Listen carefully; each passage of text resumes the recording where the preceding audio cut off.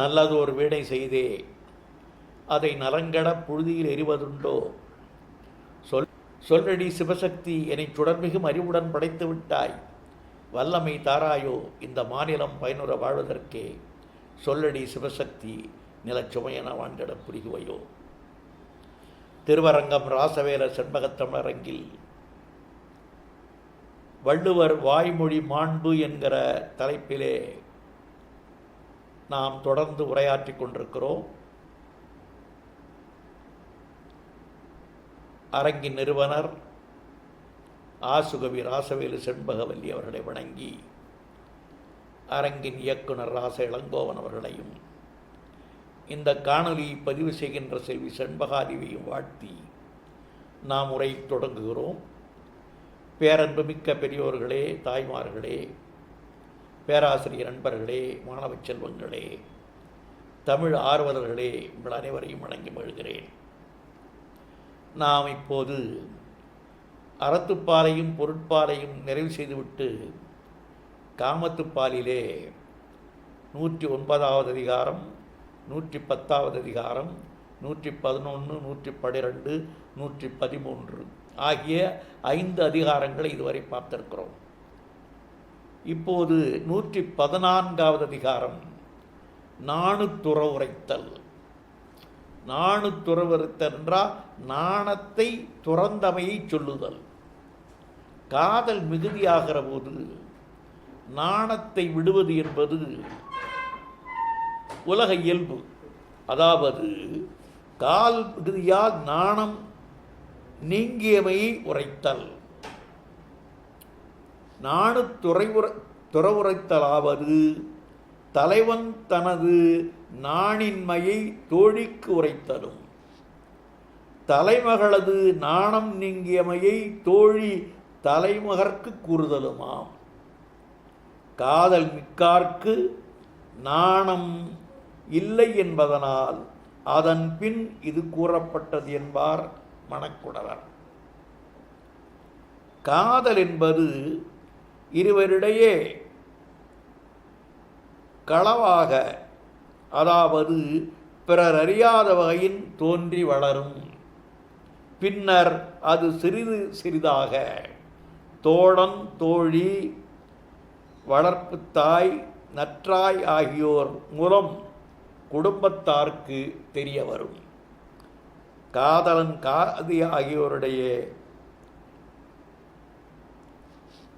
உள்ளூர வளரும் காதல் பாங்கனும் பாங்கியும் அறிவார்கள். பின்னர் அவர்கள் செவிலித்தாய், நற்றாய் வழியாக அண்ணன், தந்தை ஆகியோருக்கு தெரிவிப்பார்கள். இதற்கு அறத்தோடு நிற்றல் என்று இலக்கணம் கூறுகிறது. அதாவது தலைவியினுடைய காதலை தோழி செவிலித்தாய்க்கு சொல்லுவாள், செவிலித்தாய் நற்றாய்க்கு சொல்லுவாள், நற்றாய் தன்னுடைய மகன், தன்னுடைய கணவன் முதலானோருக்கு சொல்லுவாள். இதற்கு அறத்தோடு நிற்றல் என்று பெயர்.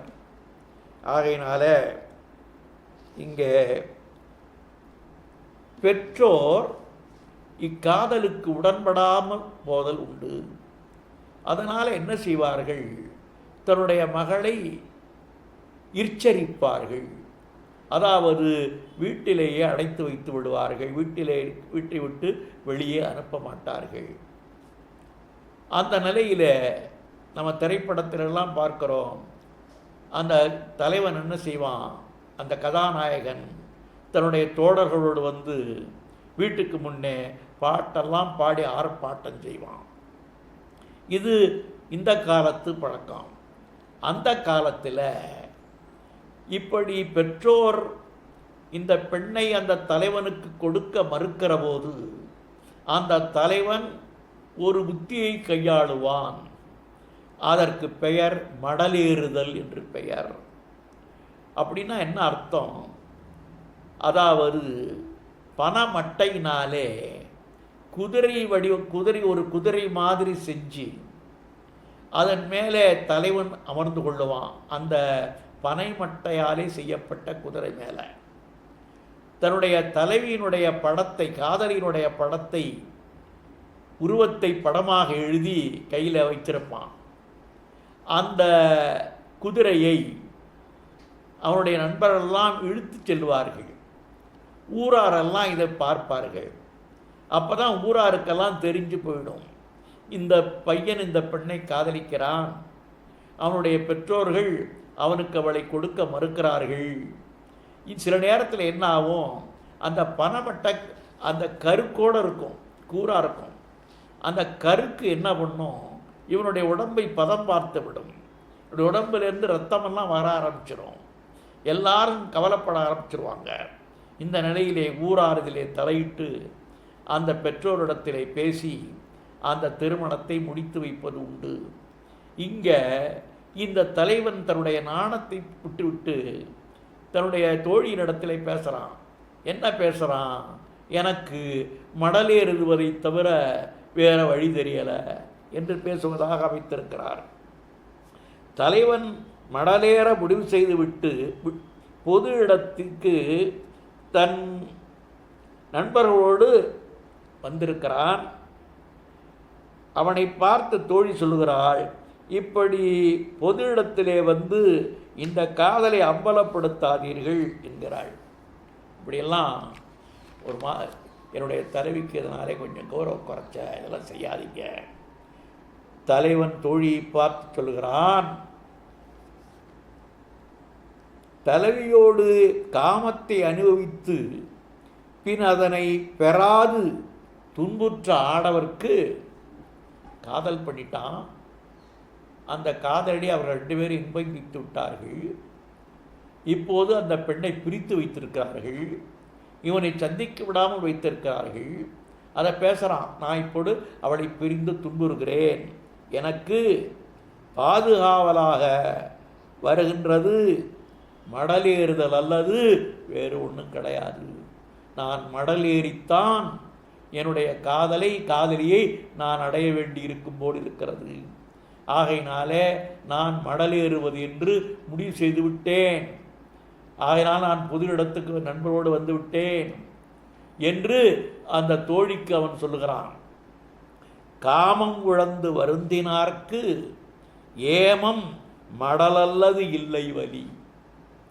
காமம் உழந்து வருந்தினார்க்கு, காமத்தினாலே காமத்தை துய்த்துவிட்டு தலைவியை பிரிந்து வருந்துகின்ற ஒரு தலைவனுக்கு மடலேறுதலை தவிர வலிமையான பாதுகாப்பு வேறு எதுவும் இல்லை என்று தோழிக்கு தலைவன் சொல்கிறான். ஆகையினால நான் நாணத்தை விட்டுவிட்டேன், நான் பொது இடத்துக்கு வந்து விட்டேன், நான் மடலேறுவது என்று முடிவு செய்து விட்டேன். இதைவிட எனக்கு என்னுடைய நான் நினைத்ததை சாதிப்பதற்கு இதைவிட எனக்கு வேறு வழி இல்லை என்று சொல்லுகிறான். கலித்தொகை சொல்லுகிறது, காம கடும்பகையின் தோன்றினேற்கு எழில் நுதல் ஈத்தையும்மா. எழில் நுதல்னா அழகை நெற்றியுடைய இந்த தலைவி எனக்கு கொடுத்தது இந்த மானா இந்த குதிரை. என்ன குதிரை? பரமட்டையினாலே செய்த குதிரை. அவளை அடைய வேண்டும் என்பதற்காகத்தான் நான் இந்த குதிரையில் ஏறுகிறேன். காம கடும்பகையின் தோன்றினேற்கு எழில் நுதல் ஈத்தையும்மா. என்னுள் இடும்பை தணிக்கும் மருந்தாக நன்னுதல் ஈத்தையும்மா. என்னுடைய துன்பத்தை தீர்க்கின்ற மருந்தாக இருக்கிறது. யார் கொடுத்த இந்த அம்மா? இந்த தலைவி எனக்கு கொடுத்த இந்த மடல் என்கிற இந்த குதிரை என்று பேசுகிறான். ஒரு காதலன் பாடுகிறான், என் ஆயுள் முழுவதும் உன் காதல் வேண்டுமே, இல்லையெனில் உன் காதல் உள்ளவரை எனக்கு ஆயுள் போதுமே. உன்னை காணாத போது உயிர் வாழும் போதே சாகிறேன், உன்னை கண்டபோது செத்தும் உயிர் வாழ்கிறேன். இதெல்லாம் காதலர்கள் காதலி நினைந்து புலம்புகிற புலம்பல்கள். அது மாதிரி தான் இந்த மடல் ஏறுகிற போது இவன் நண்பர்களும் அங்கே தெருவிலே வந்து புலம்புவார்கள். இப்போது தோழி பேசுகிறார், மடலேறாதே, உன் நாணம் உன்னை தடுத்து விடும் என்கிறாள்.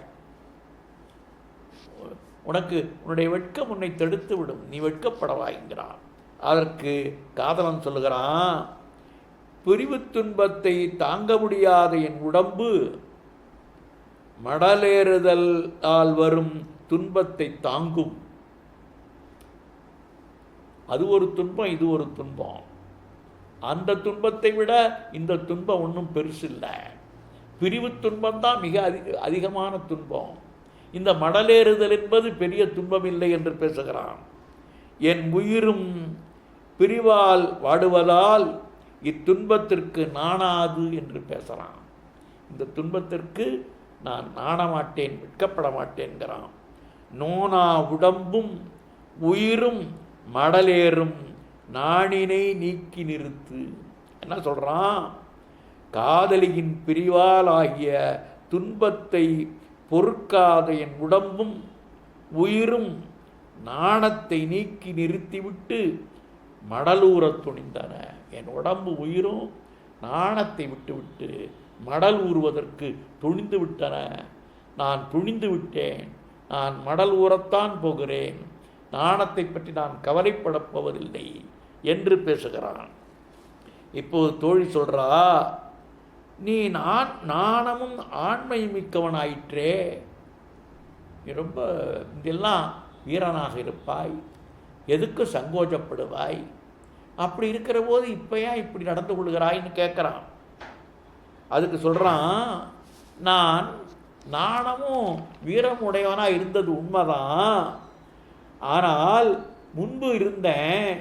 காதலியை பிரிந்திருக்கின்ற நான் காமம் மிக்கவர்கள் ஏறும் மடலையே உடையேன். என்ன, என்னுடைய காதல் என்னை இந்த நிலைக்கு கொண்டு வந்திருக்கிறது. நான் முந்தி வீரனாக இருந்தேன், நாணமுடையவனாக இருந்தால் உண்மைதான், ஆனால் என்னுடைய காதல் என்னை இந்த நிலைக்கு ஆக்கியிருக்கிறது என்று பேசுகிறான். நானொடு நல்லாண்மை பண்டுடையேன், பண்டுடையன முந்தி, இன்றுடையேன் காமுற்றார் ஏறும் மடல். மடல்னா இந்த மடல் ஏறுதல். இன்றைக்கு என்னுடைய நிலைமை அப்படி இருக்கிறது என்று பேசுகிறான். உங்கள் நாணமும் நல்லாண்மையும் உங்களை துன்பத்திலிருந்து கரை சேர்க்குமே என்றாள். அதற்கு தலைவன், நாணமும் நல்ல ஆண்மையும் ஆகிய தெப்பத்தினை காமம் என்னும் பெருவெள்ளம் அடித்து கொண்டு போகிறதே, வேறு என்ன செய்வது? இது தெப்பந்தான், நாணமும் நல்லாண்மையும் ஆகிய தெப்பந்தான். ஆனால் அந்த தெப்பம் காமம் என்கிற வெள்ளத்தினாலே அடித்து செல்லப்படுகிறது. அப்படின்னா என்ன அர்த்தம்? என்னுடைய ஆண்மையும் என்னுடைய நாணமும் இந்த காமத்தின் முன்னே ஒன்றுமில்லாமல் போகிறது என்று பேசுகிறான். காம கடும்புணல் விக்குமே நானொடு நல்லாண்மை என்னும் புனை. புனைன்னா தெப்பம். அந்த தெப்பத்தை இந்த காமம் அடித்து கொண்டு போகிறது. என்ன அர்த்தம்? நான் அவற்றை விட்டுவிட்டேன், ஆண்மையும் விட்டுட்டேன், நாணத்தையும் விட்டு விட்டேன். ஏனென்றால் நான் என்னுடைய காதலியா நினைப்பாகவே இருக்கிறேன். அப்போ தோழி கேட்டா, உங்களுக்கு இந்த நிலைமை எதனால் ஏற்பட்டது? இப்படி நாணத்தையும் விட்டுட்டீங்க, ஆண்மையை விட்டுட்டீரே, ஏன் இப்படி ஆயிட்டீர்னு கேட்டார். அப்போது தலைவன் சொன்னான், தொடுத்தணிந்த சிறிய வளையல்கள் உடையவள் மடலேறுதலோடு மாலை காலத்து வரும் துயரனையும் தந்தாள். வேற நானா வந்தேன், அவளாயா எனக்கு விட்டா, அவள் எனக்கு இதை தந்து விட்டாள், வேற வழி இல்லை என்று பேசுகிறான். தொடலை குறுந்தொடி தந்தாள், மடலோடு மாலை உழக்கும் துயர். மடலோடுனா மடலோடு மாலை உழக்கும் துயர். அதாவது இந்த மடலேறுதலையும் இந்த துயரத்தையும் எனக்கு தந்தவள் யாரென்றால் தலைவிதான்னு பேசுகிறான். ஆகையினால அந்த தலைவி காரணமாகத்தான் நான் என்னுடைய நாணத்தை விட்டு விட்டேன், என்னுடைய வீரத்தை விட்டு விட்டேன், இப்போது நான் மடலேறுவதற்கு துணிந்து விட்டேன் என்று பேசுகிறான். அது சரி, இப்போது கழிந்து இரவு வந்து விட்டதே, மாலையில் மடலேறும் நீ இரவில் என்ன செய்வாய்ன்னு கேட்டா தோழி. அதற்கு சொன்னா, மடநூலை பற்றி இரவிலும் உறுதியாக நினைக்கிறேன். நான் மடல் ஊறதை பற்றி நினச்சிக்கிட்டு இருப்பேன். இரவிலே நான் மடலேறுதல் செய்யாவிட்டாலும் கூட அதை பற்றியே நினைத்து கொண்டிருப்பேன். பேதையின் பிரிவு காரணமாக என் கண்கள் உறங்காதிருக்கின்றன என்று பேசுகிறான். மடலூர்தல் யாமத்தும் உள்ளுவேன் மன்ற படல் ஒல்லா பேதைக்கு என் கண். பேதைக்கு என்றால் அந்த பேதை காரணமாக என் கண்கள் மூடமாட்டா, என் கண்கள் எப்போதும் விழித்து கொண்டே இருக்கும் என்று பேசுகிறார். பிரிவை தாங்கிக் கொள்ளும் தன்மை அவளிடம் உண்டு. பேசுகிறான், என்னால் தான் முடியலை, ஆனால் அவளும் என்னை விரும்புகிறாள், ஆனாலும் கூட அவள் மடலேற மாட்டாள், அதுதான் பெண்ணுக்குரிய சிறப்பு என்று தன்னுடைய காதலியை பற்றி பேசுகிறான். அவள் தன் காமத்தை வெளிப்படுத்த மாட்டாள், அதனால் அவளைப் போல பெருமை படைத்தவரில்லை. கடல்ன காமம் உழந்தும் மடலேறா பெண்ணின் பெருந்தக்கதில். இதுதான் பெண். அதாவது சமுதாயத்திலே இந்த மடல் ஏறுவது என்பது ஆடவருக்கே உரியதாக இருந்திருக்கிறது. பெண்கள் மடலேறுகின்ற என்பது ஒன்று இல்லை. அதை சமுதாயம் ஏற்றுக்கொள்வதில்லை. இலக்கணத்திலேயும் அதற்கு இடமில்லை. இப்போ தலைவி சொல்றா, உள்ளத்தை நிறுத்தும் தன்மையால் சிறந்தவர், மிகவும் இறங்கத்தக்கவர் என்று கருதாது காதல் நோய் மறைத்து வைத்திருக்கும் நிலைமை கடந்து மன்றின்கண் சென்று வெளிப்படும். அவர் சொல்றா, நான் மறைச்சு தான் வச்சிருக்கிறேன், ஆனால் இப்படி இந்த தலைவன் இப்படியெல்லாம் மடலேறுகிறான், அதனால எல்லாருக்கும் தெரிந்து போய்விட்டது, நான் என் மீது அவன் காதல் கொண்டிருக்கிறான் என்பது தெரிந்து விட்டது என்று பேசுகிறாள். அவள் தன்னுடைய தோழியினிடத்திலே பேசுவாள். அதாவது நிறையறியர் மண்ணழியர் என்ன அது காமம் மறையிறந்து மன்றுபடும். அவள் பேசுகிறாள். அவள் மடலையராவிட்டாலும் கூட மனதளவிலே அவள் பாதிக்கப்பட்டிருக்கிறாள். நான் மனதிலே கட்டுப்பாடாகத்தான் இருக்கிறேன், நான் இறங்கத்தக்கவளாக இருக்கிறேன், ஆனாலும் என்னுடைய காதல் ரகசியத்தை கடந்து இப்போது வெளியிலே வந்துவிட்டது, எல்லாருக்கும் தெரிந்து போய்விட்டது என்று அவள் பேசுகிறாள். மருகின் ஆர்க்கவும் படுவ பெரிதும் ஆகுவ காமங்காள் கொடினே என்று குறுந்தொகை பேசுகிறது. காதலி அமைதியாக இருக்கிறாள், தன் காதலை ஒருவரும் அறியாரென்று இருக்கிறாள், ஆனால் அது அம்பலாக அலராக வெளிப்பட்டு விட்டது. எல்லாரும் ஊரார் பேசுகிறார்கள், தெரிந்து போய்விட்டது. அமைதியாக இருந்தால் எல்லாரும் அறியவில்லை என்று கருதி என் காமம் தெருவில் பரவி மயங்கி சுழல்கிறது. அதாவது மற்றவர்கள் பேசினாலே அது வெளிப்பட்டு விட்டது என்ற அர்த்தம்.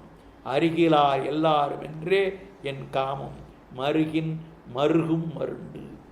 மருகின்னா மருகின வீதி, வீதியிலே வந்து விட்டது. எப்போது தலைவன் வந்து மடலேறுவது என்று ஆகிவிட்டானோ, இவருடைய படத்தை தூக்கி கொண்டு வந்து காட்டுகிறானோ, அப்போது எல்லாருக்கும் தெரிந்து விட்டது இவரிடையே இருக்கிற காதல். அதனாலே இவள் இப்படி பேசுகிறாள். தலைவி தோழியோடு புலந்து கூறியது. தோழி செவிலிக்கு அறத்தோடு நின்றாள். தலைவி சொல்கிறாள், என் கண்ணிற்கு புலப்படாமல் ஏதோ செய்துவிட்டு இப்போது என் முன்னே நின்று சிரிக்கிறார். எல்லாரும் சொல்லிவிட்டா, எல்லாருக்கும் தெரிஞ்சு போச்சு. அவள் சொல்லிட்டு சிரிக்கிறாளாம். அவள் சொல்கிறா, தலைவி சொல்கிறா, அவளுக்கு சிரிப்பு. என்னுடைய நிலைமை அவளுக்கு தெரியவில்லை. அவள் பட்டாதான் அல்லவா அவளுக்கு தெரியும். நான் படுகின்ற பாடு அவளுக்கு தெரியுமா? தெரியாத காரணத்தாலே அவள் சிரிக்கிறாள் என்று பேசுகிறாள். நான் படும்பாட்டை அவள் படவில்லை, பட்டாதான் அறிந்து கொள்வாள். ஆனால் தோழி இல்லாது சிரிக்கும் செயலுக்கு காரணம் அவளுடைய அனுபவ அறிவின்மைதான். அவளுக்கு காதல் என்பது என்ன என்று தெரியாது. அவளும் ஒரு நாள் காதலை அடைகிற போது ஒரு காதலனை அவள் காதலிக்கிற போது அவளுக்கும் இந்த நிலைமை ஏற்படும் என்று பேசுகிறாள். யாம் கண்ணில் காண நகுவ அறிவில்லார் யாம்பட்ட தாம்படாவாறு. தான் படுகின்ற துயரத்தை படாத காரணத்தினாலே இப்படி அறிவில்லாமல் என்னை பார்த்து சிரிக்கிறாள் என்னுடைய தோழி என்று பேசுகிறாள். 115வது அதிகாரம் அலர் அறிவுறுத்தல். காதல் மிகுதியால் பலரும் பலபடப் பேசுதல். அலர்னு சொன்னால் இந்த பேச்சு வழக்கிலே கிசு கிசு என்று பாருங்கள். அதாவது ஒரு காதலை மற்றவர்கள் மறைவாக பேசிக்கொள்வது. ஒரு தலைவனும் தலைவிக்கும் இடையே இருக்கிற காதல் கொஞ்சம் கொஞ்சமாக வெளிப்படும், அதை மறைவாக பேசிக்கொள்வது. ஒரு குடும்பத்திலே மாத்திரம் அது வெளிப்பட்டால் அதுக்கு பேர் அம்பல்னு பேர். அது ஊர் முழுவதும் வெளிப்பட்டால் அதுக்கு பேர் அலர்னு பேர். ஆகையினால இந்த அலர் அம்பல் என்பதை பற்றி இந்த அதிகாரம். அலர் அறிவுறுத்தல்.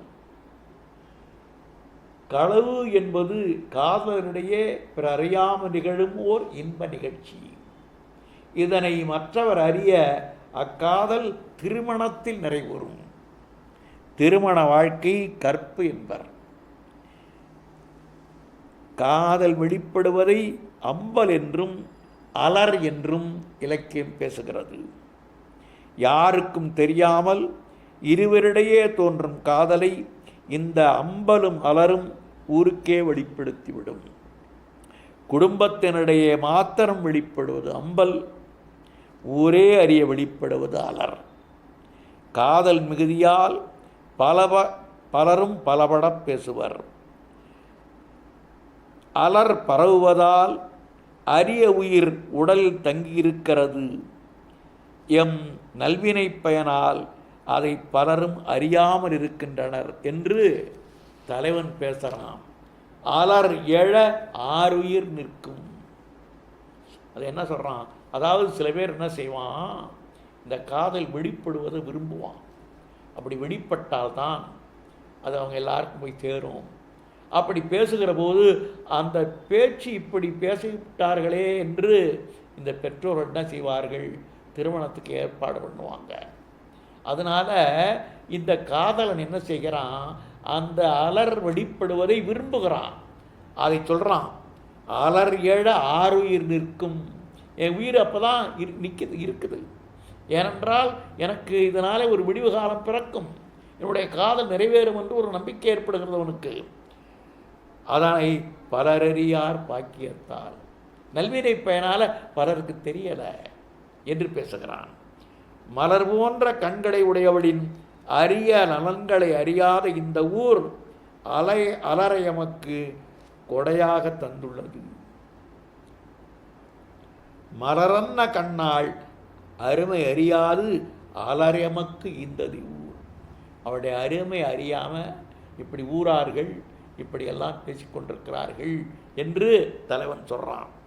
தோழி சொல்கிறா, அலர் பரவிவிட்டது, ஊரெல்லாம் ஒரே பேச்சு, விரைவில் மணந்து கொள்ள ஏற்பாடு செய் என்று தலைவனை பார்த்து சொல்கிறா தோழி. ஊர் முழுவதுமாக அறியப்பட்ட செய்தி அப்படியே உண்மையாகாதோ? அப்படின்னா என்ன அர்த்தம்? அது அறியப்பட்ட அது நல்ல இதிலே போய் முடியாதோங்கிறான். அதனை பெறாத போதும் பெற்றடைந்தது போன்ற பெரிய இன்பமுடையது அது. அதை நான் பெறாவிட்டாலும் கூட பெற்றது போல ஒரு மகிழ்ச்சி ஏற்படுகிறது. ஊராதோ ஊரறிந்த கவ்வை. கவ்வை என்றாலும் அலர் என்றாலும் ஒன்றுதான். அதனை பெறாது பெற்ற நினைத்து. இந்த இரண்டையும் கொண்டு தலைவன் பேசுகிறான். என்னுடைய காம நோய் ஊரினரின் கவ்வையாகி அலரால் மேலும் விரிந்தது. இன்று அந்த அலர் இல்லாவிட்டால் தன் இயல்பினை இழந்து சுருங்கிவிடும். இந்த அலர்னால இந்த காதல் நல்லா வளர்ந்துருக்கு, இல்லைன்னா சுருங்கி போயிடும். ஊரவரின் அலர் சொல்லாலேயே காதல் நன்கு வளர்வதாயிற்று. அவ்வலர் இல்லையானால் காதல் தன் தன்மை இழந்து குறைந்து போயிருக்கும் என்று பேசலாம். ஆனால் அலரை விரும்புகிறான். அலர்னா இந்த மாதிரி மற்றவர்கள் இந்த காதலை பற்றி பேசிக்கொள்வதை இந்த தலைவன் விரும்புகிறான். என்ன சொல்கிறான்? கவ்வையால் கவ்விது காமம் அது இன்றேல் தவ்வென்னும் தன்மை இழந்து. இந்த அலர்னால காமம் அல்ல பரவுது, வளருது, அது இல்லைன்னா குறைஞ்சி போயிடும்னு பேசுகிறான். அடுத்தது சொல்கிறான், கள்ளுண்டு மயங்குகின்ற ஒருவன் மேலும் மேலும் உண்டு மகிழ விரும்புவான். அது மாதிரி கட்குடியர் கள்ளுண்டு மயங்கும் போதெல்லாம் கட்குடியை விரும்புவது போல் காமம் அலரால் வெளிப்படுந்தோறும் இனிதாகின்றது. அலரால, இந்த பேச்சினால, கிசுகிசுனால மற்றவர்களெல்லாம் அது வெளிப்படுகிற போது என்ன சொல்லுகிறான்? அது இனிமையாக இருக்கிறது. களித்தொரும் கள்ளுண்டல் வெட்டற்றால் காமம் வெளிப்படுந்தோறும் இனிது. இப்போ தலைவி பேசுகிறா, நான் காதலரை கண்டு பழகியது ஒரு நாள் தான், ஆனால் இந்த செய்தி எங்கும் பரவிடுச்சு. எப்படின்னு கேட்டால், இந்த திங்களை பாம்பு கவ்விடுது. இந்த கிரகணம்னு ஒன்று தோன்றுனா எல்லாரும் கிரகணம் பிடிச்சிட்டு எல்லாரும் அதை பற்றியே பேசுகிறாங்கல்ல, அது மாதிரி இந்த பேச்சு இப்படி இருக்கிறது என்று பேசலாம். வானில் நிலாவினை பாம்பு கவ்வியது போல கருதி திரண்டு வந்து கண்டார் போல பரபரப்புடன் பேசுகின்றனர். நாங்கள் ஒருவர் கண்டது ஒரே ஒரு நாடே, ஆனால் அதனால் உண்டாகிய அறச்சொல்லோ திங்களை பாம்பு பற்றிய செய்தி போல் எங்கும் பரவியது. அதான் குறள். கண்டது மன்னும் ஒரு நாள் அலர் மன்னும் திங்களை பாம்பு கொண்டற்று. தலைவி காதல் நோய்க்கு நெற்பயிரை உமை கூறுகிறாள். அதாவது என்ன சொல்றா? அந்த நெற்பயிருக்கு ஊரார் அலர்வுற்றுவதே எரு, அன்னையினுடைய கண்டிப்பே நீர். காமம் என்கிற பயிர் வளர்வதற்கு ஊரார் அலற்றுவதுதான் எரு போடுறதான். அன்னை கண்டினுடைய கண்டிப்பு தான் நீர் பாய்ச்சறதான். அதை சொல்கிறார். ஊரவர் கவ்வை எருவாக, கவ்வை என்ற அலர், அன்னை சொல் நீராக நீடும் இந்நோய், இந்த காமநோய் வளரும் என்று பேசுகிறார். இதை அப்படியே நம்மாழ்வார் இந்த குறளை அப்படியே எடுத்து தன்னுடைய திருவாய்மொழியிலே பயன்படுத்துகிறார். ஊரவர் கவ்வை எருவிட்டு அன்னை சொல் நீர்ப்படுத்து ஈரணில் வித்து முளைத்த நெஞ்ச பெருஞ்செய்யுள் என்று பேசுகிறார். எரியும் நெருப்பை நெய்யூற்றி அணைக்க முயல்வது போன்றது அலரால் காமத்தை அவித்து என்று கருதல் என்றாள் தலைவி. அதாவது அலர் தூற்றினால் காமம் போயிடாது. எப்படி என்றால், நெருப்பை நெய்யினாலே அணைக்க முடியுமா? அதாவது அலர் தூற்றுவதால் காமத்தை அடக்குவோம் என முயலுதல் நெய்யால் நெருப்பை அவிப்போம் என முயலுதலை போன்றது. நெய்யால் எரிநிதிப்பேம் என்றால் கவ்வையால் காமம் உதுப்பேன் எனல். அஞ்சாதே காத்திரு என்று அன்று கூறிய என் காதலர் பலர் நாணுமாறு நம்மை விட்டு பிரிந்தால் நாம் ஊர் சொல்லும் அலருக்கு நாணுதல் தகுமோ என்று பேசுகிறார். அவர் பிரிச்சுட்டாரு. ஊரார் அலர் துற்றுகிறார்கள். நாம் வெட்கப்பட்டு என்ன பண்ணுறது என்று பேசுகிறாள். அவர் நாண அலர் நாண உள்வதோ அஞ்சல் ஓம்பு என்றார் பலர் நாண நீத்தக்கடை. என் காதலர் தாம் விரும்புகின்ற போது வந்து உதவுவார். இவ்வூரார் அதுவரை நான் விரும்பும் அலரை தூற்றிக்கொண்டே இருக்கட்டும்னு பேசுகிறார். தாம் வேண்டின் நல்குவர் காதலர் யான் வேண்டும் கவ்வை எடுக்கும் ஊர். அவர் வருவார், என்னை அவர் கைப்பிடிப்பார், இந்த ஊரார் இப்படி அலர் தூற்றிக்கொண்டே இருக்கட்டும் என்று தலைவி தன்னுடைய காதலின் உறுதியை வெளிப்படுத்துகிறாள். ஆகையினாலே இந்த அலர் அறிவுறுத்தல் என்கிற குறள் அதிகாரம் அலரை பற்றி, அதாவது இந்த காதலை ஊரார் எப்படி பேசுகிறார்கள், அதை பற்றிய தலைவன் என்ன செய்கிறான், அந்த அலர் காரணமாக காதல் வளர்கிறது என்று சொல்லுகிறான். ஆகையினாலே அதே மாதிரி தலைவியும் அந்த அலரை பொருட்படுத்தாமல் அவளும் தன்னுடைய காதலே உறுதியோடு இருக்கிறாள் என்பதோடு இந்த அதிகாரம் நிறைவடைகிறது. ஆகையினாலே இந்த 2 அதிகாரங்களையும், அதாவது நாணுத்துறவுரைத்தல், அலர் அறிவுறுத்தல் ஆகிய 2 அதிகாரங்களை நிறைவு செய்திருக்கிறோம். நன்றி, வணக்கம்.